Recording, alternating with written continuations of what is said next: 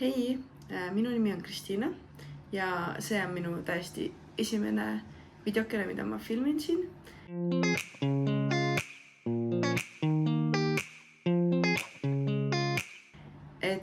Olen otsustanud siis alustada oma enda isikliku YouTube'i kanaliga ning põhjus on väga lihtne või mul on kaks põhjust selle jaoks.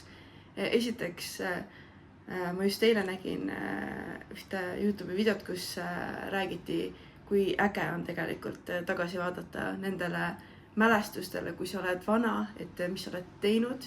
Ja ma mõtlesin, et pekki, ma tahan ka sellist asja, et mul oleks millegile tagasi vaadata. Ning siis see oli see üks suur ajend.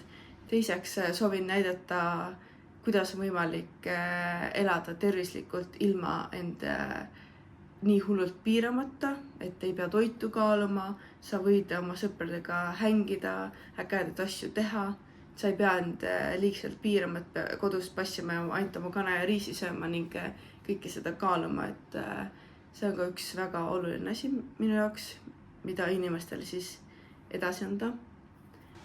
Ja veel minust ka natukene, et ma olen õppinud ka toitumisnõustamist Rahvatervise Akadeemias ning sealt tulebki mu see soov inimesi aidata, jagada tervislikke toitumisnippe, rääkida toitumisest, kuna tegelikult tervislik toitumine ei ole keeruline ja asi on lihtsalt valikutes ning ma tahangi näidata, et kuidas sa saad väikeste enda valikutega siis oma elu parandada.